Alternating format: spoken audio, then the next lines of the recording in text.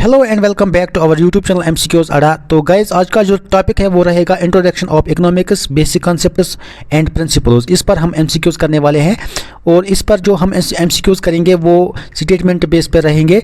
तो आप वीडियो को ज़रूर एंड तक देखिएगा क्योंकि एंड पर आपके लिए 2 क्वेश्चंस हैं। आपको उनका जो आंसर है वो हमें कमेंट करके बताना है। बाकी चैनल पे नए हो तो चैनल को ज़रूर सब्सक्राइब कीजिएगा, साथ ही साथ इस वीडियो को अपने दोस्तों के साथ शेयर कीजिएगा। चलिए अब वीडियो को स्टार्ट करते हैं। MCQs on introduction of economics, basic concepts and principles का पहला क्वेश्चन है, who is known as the father of micro economics. तो आप वीडियो को यहाँ पर पॉज कीजिएगा और इसका जो राइट आंसर आप हमें कमेंट करके बताएंगे। तो हम इसके जो ऑप्शन है वो पढ़ेंगे एक एक करके। Option A is Adam Smith, option B is Paul Samuelson, option C is Alfred Marshall, option D is Lionel Robbins. तो अगर आपको इस क्वेश्चन का पता है आंसर तो आप दीजिएगा इस क्वेश्चन का राइट आंसर। यहाँ पर हम इस क्वेश्चन का राइट आंसर चेक करेंगे। Right answer is option C यानी Alfred Marshall. Father of micro economics किसको कहा जाता है? अल्फ्रेड मार्शल को फादर ऑफ माइक्रो इकोनॉमिक्स कहा जाता है। वेरी वेरी इंपॉर्टेंट क्वेश्चन है, ये क्वेश्चन एग्जाम्स में बहुत बार पूछे गए हैं। तो चलिए अब नेक्स्ट क्वेश्चन पर यहाँ पर चलेंगे। तो आपके लिए यहाँ पर एक क्वेश्चन है, आपको बताना है who is called the father of economics. आपको बताना है फादर ऑफ इकोनॉमिक्स किसको कहा जाता है। ये भी वेरी इंपॉर्टेंट क्वेश्चन है। तो इसका जो राइट आंसर आप हमें कमेंट करके बताएंगे। क्वेश्चन नंबर 2 है, ये स्टेटमेंट बेस्ड क्वेश्चन है। तो question is consider the following statement regarding micro economics and macro economics. तो आपको बताना है इस आपको यहाँ पर स्टेटमेंट दिए गए हैं, तो आपको बताना है कौन सा स्टेटमेंट सही है और कौन सा स्टेटमेंट रॉन्ग है। तो यहाँ पर हम स्टेटमेंट जो दिए गए हैं इनको एक एक करके यहाँ पढ़ेंगे। Option A is micro economics focuses on the behaviour of individual economic agents such as household and फर्मर्स।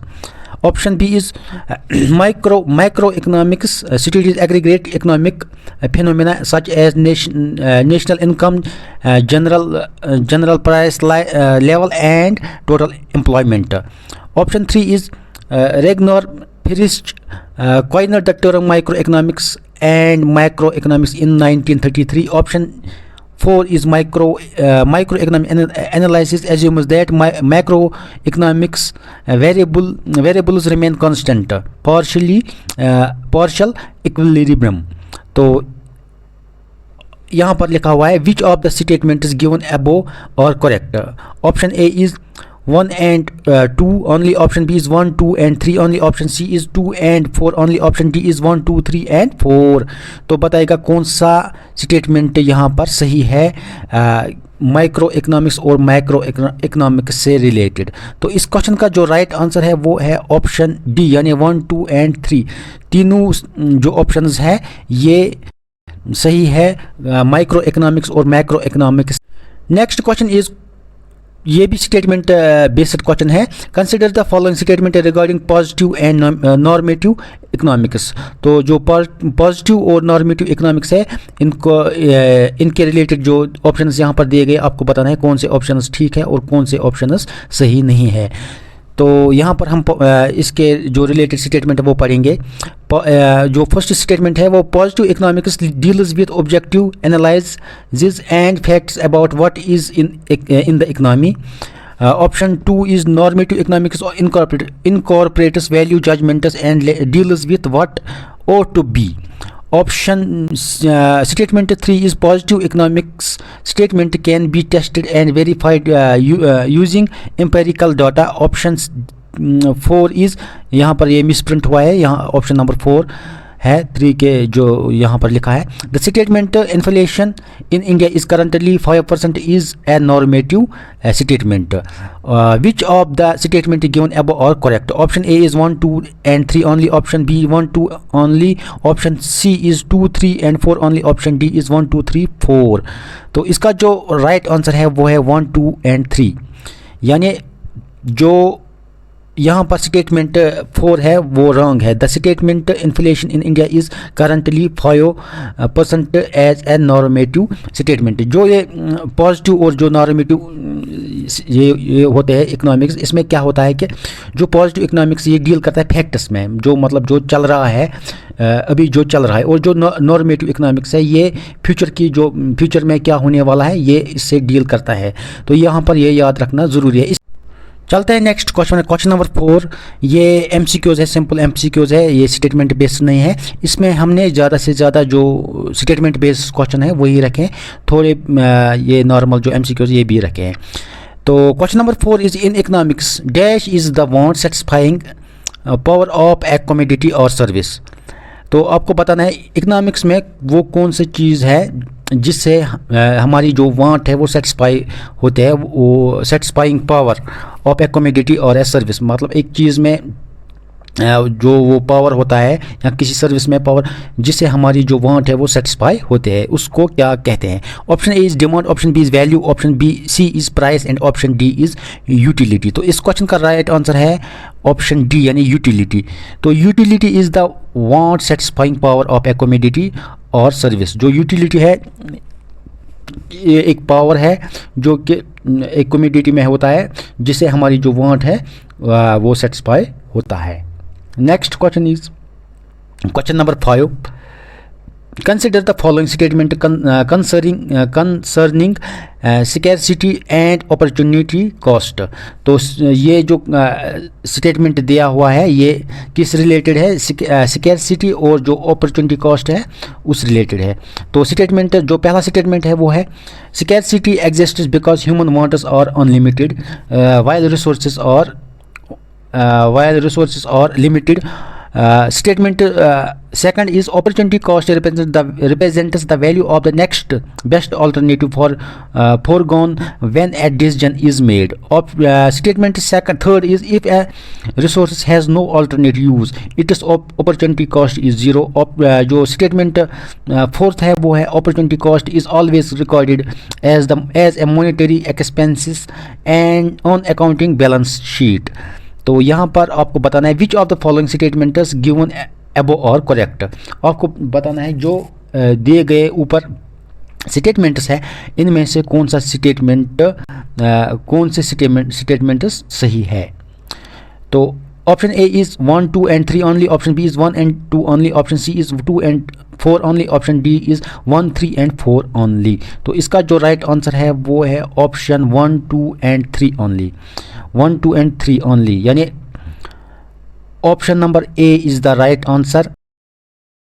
इस क्वेश्चन का जो राइट आंसर है वह ऑप्शन नंबर ए 1, 2 and 3। जो opportunity cost is always recorded as monetary expenses on accounting balance sheet. तो जो fourth statement है ये सही नहीं, बाकी जो स्टेटमेंट्स है ये राइट है इस क्वेश्चन के लिए। तो चलते हैं नेक्स्ट क्वेश्चन पर।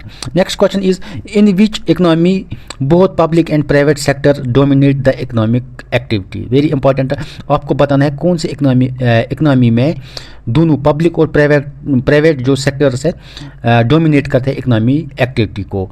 Option A is planner economy, option B is market economy, option C is mixed economy, option D is all of them. तो इसका जो राइट आंसर है वो है ऑप्शन यानी सी यानी mixed.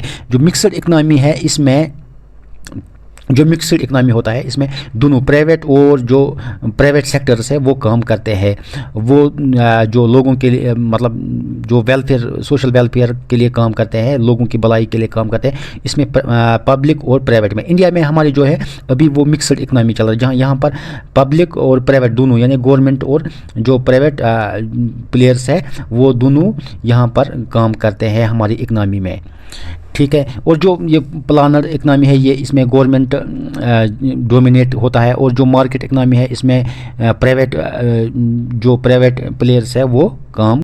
Next question is what are the reasons that economic problems arises. कौन से ऐसे रीजंस है जिससे इकोनॉमिक प्रॉब्लम्स अराइज होते हैं।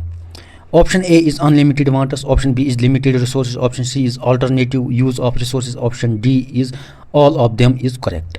तो इसका जो राइट आंसर है वो है ऑप्शन डी यानी all of them is correct यानी अनलिमिटेड वांट्स है, यहाँ पर लिमिटेड रिसोर्सेज है, अल्टरनेटिव यूज़ ऑफ रिसोर्सेज भी है। तो ये सब इनकी वजह से जो इकोनॉमिक प्रॉब्लम्स है वो अराइज होते हैं। तो next question is question number 8। ये स्टेटमेंट बेस्ड क्वेश्चन है। Consider the following statement about the production possibility curve PPC यानी प्रोडक्शन पॉसिबिलिटी कर्व के बारे में हमें बताना है कि कौन सा स्टेटमेंट सही है और कौन सा गलत है। जो ये प्रोडक्शन पॉसिबिलिटी कर्व है इसमें एक्चुअली क्या होता है, दो गुड्स हम लेते हैं Y और X और Y।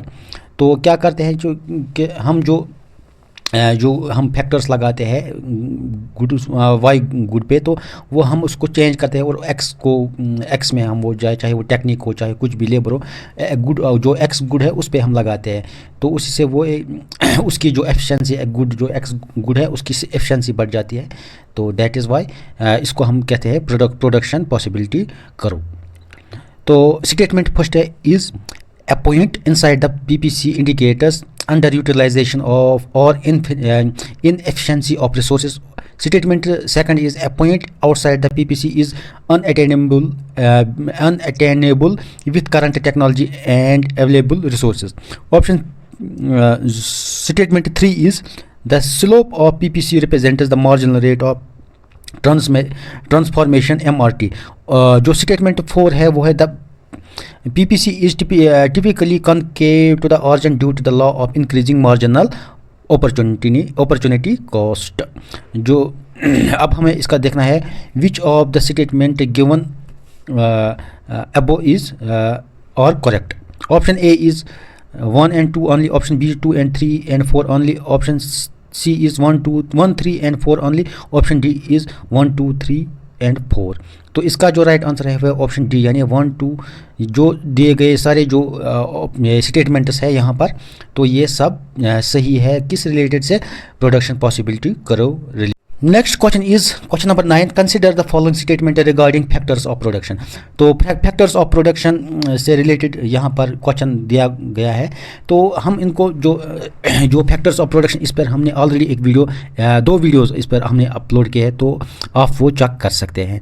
तो यहाँ पर उसी रिलेटेड से एक क्वेश्चन दिया गया है जो क्योंकि हम यहाँ पर पढ़ रहे हैं बेसिक कॉन्सेप्ट्स और प्रिंसिपल्स ऑफ इकोनॉमिक्स, जो माइक्रो इकोनॉमिक्स उसके जो बेसिक प्रिंसिपल्स और कॉन्सेप्ट्स है वही पढ़ रहे हैं। तो इसमें फैक्टर्स ऑफ प्रोडक्शन का भी एक क्वेश्चन है, अलग से हमने 2 वीडियोस अपलोड किए हैं फैक्टर्स ऑफ प्रोडक्शन पर। तो आप वहाँ उन दोनों वीडियो को आप चेक कर सकते हैं। वहाँ पर हमने लॉ ऑफ जो प्रोडक्शन उस पर भी वीडियो बनाया है, जो बेसिक जो फैक्टर्स ऑफ प्रोडक्शन उस पर भी एक अलग सा वीडियो हमने बनाया है। तो आपको वो इसी चैनल पर मिलेगा। और साथ ही साथ इस वीडियो को आप ज़्यादा से ज़्यादा अपने दोस्तों के साथ शेयर करिए। तो चलिए यहाँ पर हमें स्टेटमेंट पढ़ने हैं किसके related, factors of production.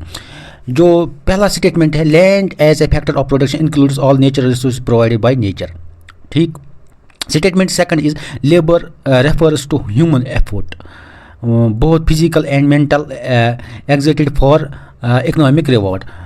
Statement third is capital is a secondary or produced factor of production that aids further production. ठीक।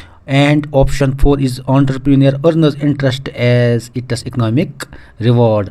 तो यहाँ पर अगर हम चेक करेंगे, अगर हमने वो वीडियो जो इससे पहले हमने अपलोड किया है तो वहाँ पर हमने बहुत सारे जो क्वेश्चन से वहाँ पर किए हैं। तो यहाँ पर अगर हम देखेंगे क्वेश्चन जो इसका स्टेटमेंट 4 है वो मुझे लग रहा है वो रॉन्ग है, क्योंकि जो एंटरप्रेन्योर है वो अर्नर्स करता है प्रॉफिट, ना कि वो इंटरेस्ट करता है। इंटरेस्ट कौन करता है, इंटरेस्ट कैपिटल करता है। जैसे कि लैंड जो वो रेंट करता है, लेबर करता है वेजेस, कैपिटल करता है इंटरेस्ट, एंड एंटरप्रेन्योर जो है वो करता है प्रॉफिट। 4 जो फैक्टर्स ऑफ प्रोडक्शन है, तो ये जो ये एंटरप्रेन्योर है ये चौथा है, तो ये प्रॉफिट करता है। यहाँ पर अर्नस प्रॉफिट, बट यहाँ पर लिखा है interest, that is why pot जो स्टेटमेंट 4 है वो रॉन्ग है। तो यहाँ पर हम देखेंगे कौन से स्टेटमेंट दिए गए ऑप्शंस में। Option A is 1 2 and 3 only, option B is हमें ये बताना है करेक्ट कौन सा है। Option B is 1 and 2, option C is 2 3 and 4 only, and option D is 1 2 3 and 4। तो इसका जो राइट अगर हम ऐसे ही चेक करेंगे, I think option A is the right answer, 1 2 and 3 and 4th is wrong. तो यहाँ पर option A is the right answer, यानी जो 4th पार्ट है ये रॉन्ग है। यहाँ पर बाकी जो 3 है ये सही है, क्योंकि land is a factor of production.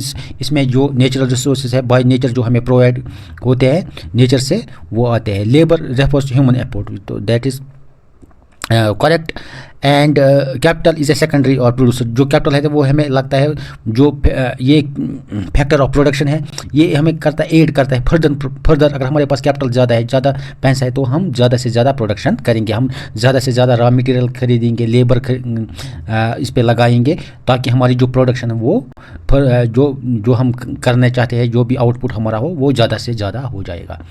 Next question is question number 10। When ever you choose one thing you lose the chance to do something else.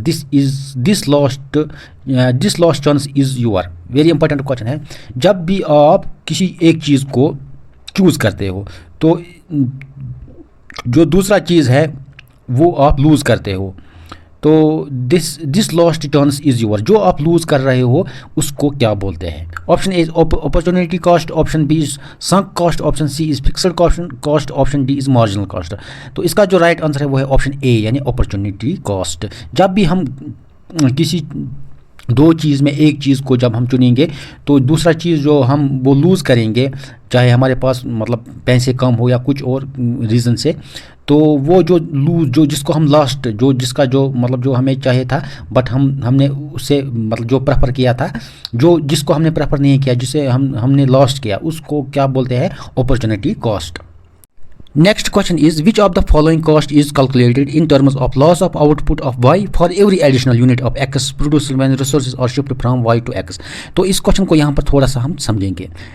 हम सपोज हमारे पास दो आउटपुट्स है y और x। y का जो x आउटपुट है वो 5 है और जो x का भी वो भी 5 है। सपोज हमने क्या किया है, हमने जो y का 5 आ रहा है आउटपुट, तो हमने अब जो रिसोर्स है y का एक रिसोर्स हमने इस पे लगाया x पे, और y का जो अब आउटपुट आ रहा है वो 4 आ रहा है, और x का जो अब आउटपुट आ रहा है वो 6 आ रहा है। मतलब कि हमने एक एडिशनल यूनिट लगाया है किस पे? x पे, y का x पे लगाया है, तो रिसोर्स शिफ्ट हुआ है किससे? जो y से x तक जो शिफ्ट रिसोर्स हुआ है, तो हम उसको हम क्या बोलते हैं? जब भी हमने एडिशनल यूनिट लगाया है एक्स पे तो उसको क्या बोलते हैं? Option A is fixed cost, option B is sunk cost, option C is marginal opportunity cost, option D is marginal cost. तो इसका जो राइट आंसर है वो है ऑप्शन सी यानी मार्जिनल अपॉर्चुनिटी कॉस्ट। तो जब भी याद रखना यहाँ पर ये ज़रूरी है, जब भी आप देखेंगे कहीं पर भी एक एडिशनल यूनिट ऐड हो रहा है किसी गुड पर या किसी मतलब जो भी हम प्रोड्यूस कर रहे हैं फैक्टर्स ऑफ प्रोडक्शन, उस पे चाहे वो लेबर हो कुछ भी हो, जो भी फैक्टर है, तो उस पे एक एडिशनल यूनिट ऐड हो रहा है, तो समझना चाहिए कि ये मार्जिनल है, मार्जिनल अपॉर्चुनिटी कॉस्ट है। तो ये याद रखना यहाँ पर ज़रूरी है। जब भी मार्जिनल की बात आए तो आप समझना कि कुछ एक यूनिट ऐड हो रहा है, तो that is marginal. Next question is consider the following statement regarding the law of demand. Very important है। तो इसका जो लॉ ऑफ डिमांड है, जो डिमांड का एक अलग चैप्टर है, उस पर हम अलग से एमसीक्यूज लाएंगे। तो यहाँ पर फिलहाल हम देखेंगे इस पर एक क्वेश्चन, हमने इसका जो स्टेटमेंट बेस बनाया है तो हम इसका देखेंगे ये क्वेश्चन क्या है। Statement first, the law of demand states an inverse relationship between price and quantity demanded, ceteris paribus। Very important. हाँ ये सही है। जो लॉ ऑफ डिमांड है इसका इन्वर्स रिलेशनशिप होता है between price and quantity demanded. Next जो इसका स्टेटमेंट है वो है ceteris paribus implies that all other factors influencing demand remain constant। Statement third, a change in price of good itself causes a shift in demand करो, तो इसमें थोड़ा सा लग रहा है। जो स्टेटमेंट फोर्थ है, a demand करो generally slopes downwards from left to right due to the income and substitution effects। Which of the statement given above are correct. कौन से स्टेटमेंट्स जो दिए गए ऊपर है इनमें से सही है? Option A is 1 and 2 only, option B is 1 2 4 only, option C is 2 3 4 only, option D is 1 2 3 4। तो इसका जो राइट आंसर है वो है 1 2 and 4 यानी 1 2 and 4 यानी बी पार्ट इसका जो ऑप्शन है वो सही है।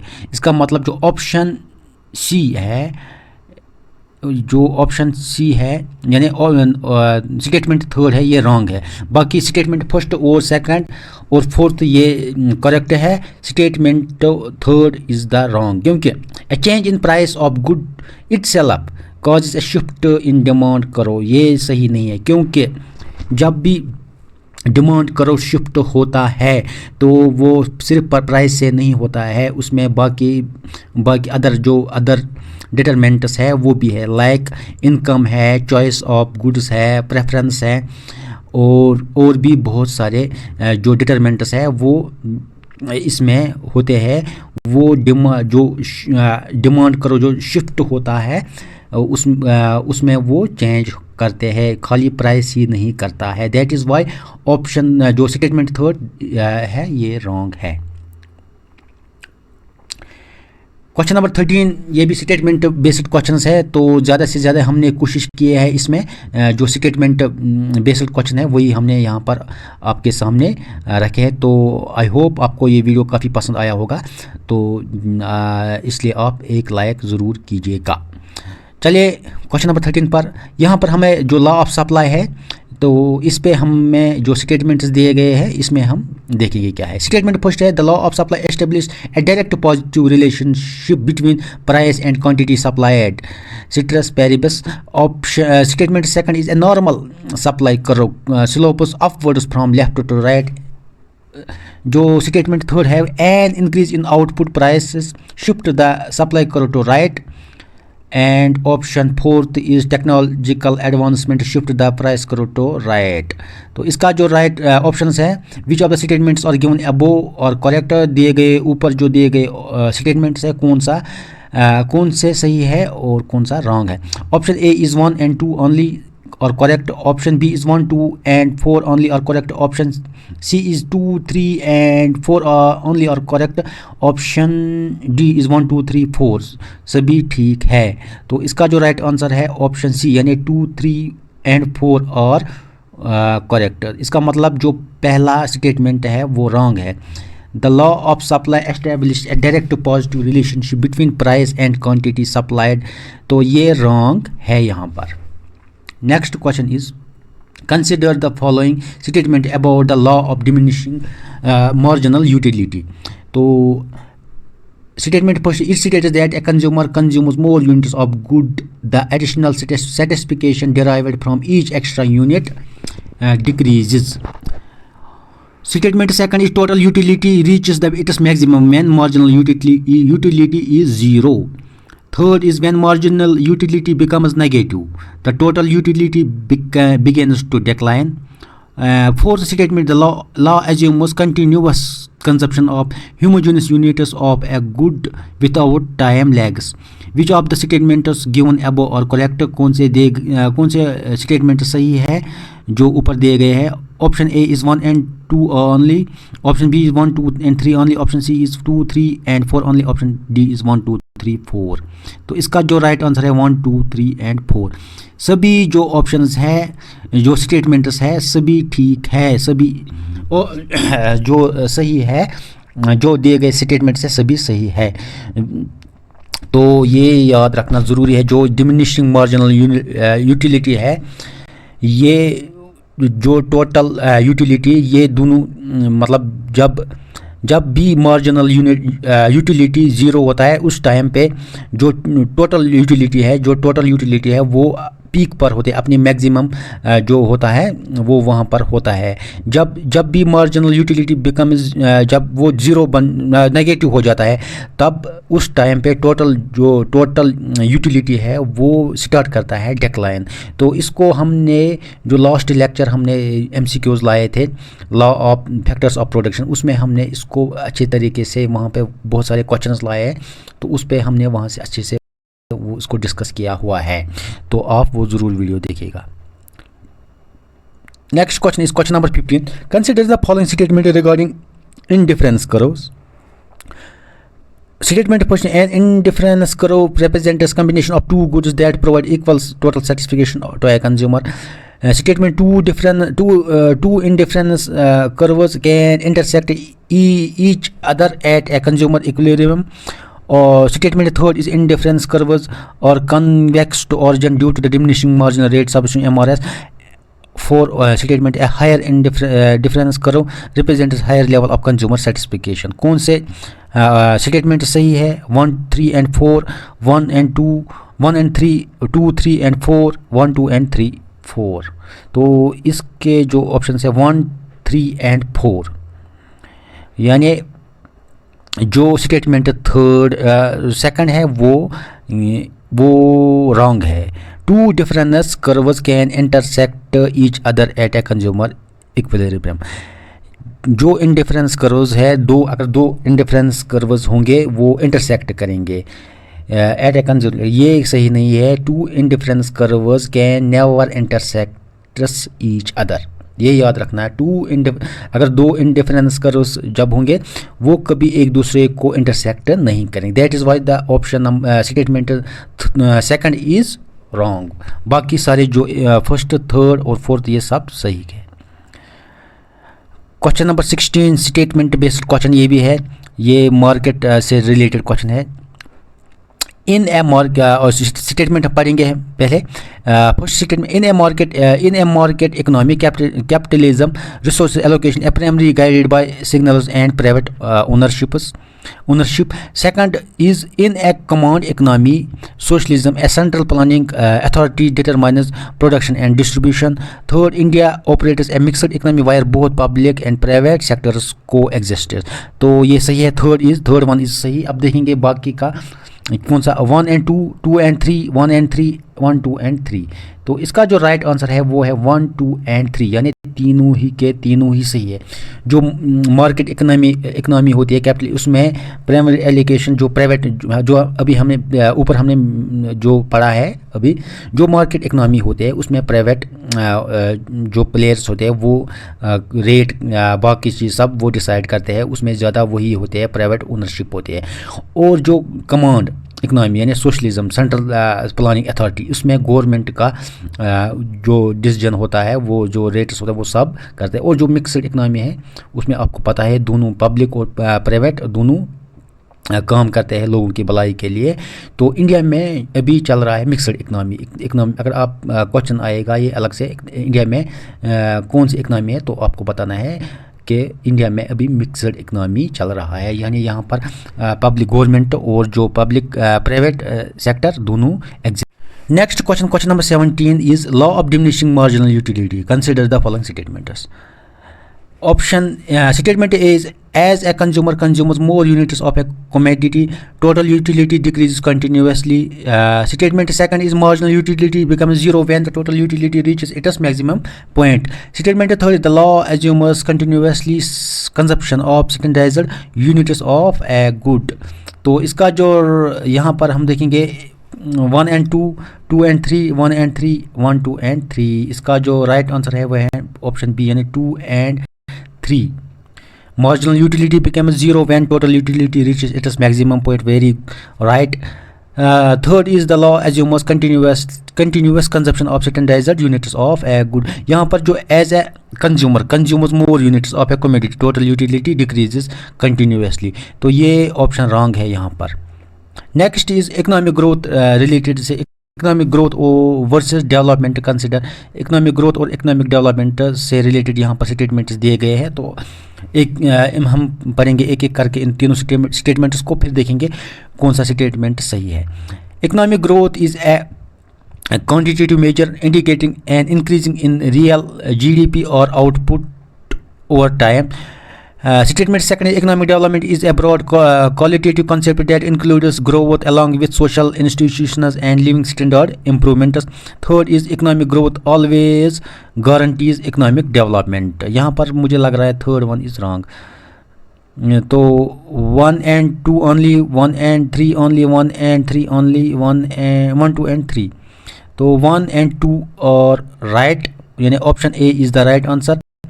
1 and 2 जो स्टेटमेंट थर्ड है it is wrong. Economic growth always guarantees economic development, ये सही नहीं है. अब हमारे पास बचे हैं दो क्वेश्चन, यानी क्वेश्चन नंबर 19 और क्वेश्चन नंबर 20. तो हम इन दोनों क्वेश्चंस को मैं यहाँ पर पढ़ूँगा. एक एक करके। तो इन दोनों क्वेश्चंस का आपको राइट आंसर हमें कमेंट करके बताना है। Consider the following statement.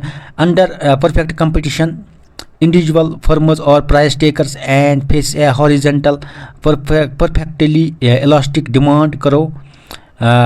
और statement second is oligopoly features a large number of small sellers producing identical commodities without strategic interdependence. Third is monopoly is characterized by a single firm, strong entry barriers and no close substitutions. Which of the following statement is given above is or correct? Which of the statement is given above is or correct? 1 and 2 only, 2 and 3 only, 1 and 3 only, and option D is 1, 2 and 3। तो इसका right answer आपको लिखना है question number 19 और यहाँ पर आपको देना है कौन सा स्टेटमेंट सही है। तो वो ऑप्शन आपको यहाँ पर देखना है पहले स्टेटमेंट को, फिर आप देखेंगे राइट आंसर कौन है, वही आप हमें कमेंट करके बताएंगे। चलिए नेक्स्ट क्वेश्चन नंबर 20 पर, ये भी आपके लिए। N increase in the cash reserve ratio CRR, increasing the money lending capacity of commercial bankers. Statement second is fiscal policy related to government revenue generation, taxation and expenditure management. Third is monetary policy is managed by the central bank, Reserve Bank of India or regulates money supply and credit। यहाँ पर आपको मैं बताना चाहता हूँ कि जो physical policy है और जो मॉनेटरी पॉलिसी है, इन दोनों पर मैंने आज से पहले लगभग 1 साल पहले मैंने दोनों जो टॉपिक्स है फिजिकल पॉलिसी और मॉनेटरी पॉलिसी, इन पर मैंने MCQs लाए हैं, आप वो चेक कर सकते हैं। जो हमारे चैनल पर MCQs अड़ा पर है, आप जो इकोनॉमिक्स प्ले लिस्ट में वहाँ आप चेक कर सकते हैं। तो option A is 1 and 2 only, option B 2 and 3 only, option C is 1 and 3 only, option D is 1, 2 and 3। तो इस क्वेश्चन का लिखना है आपको क्वेश्चन नंबर 20 और आपको देना है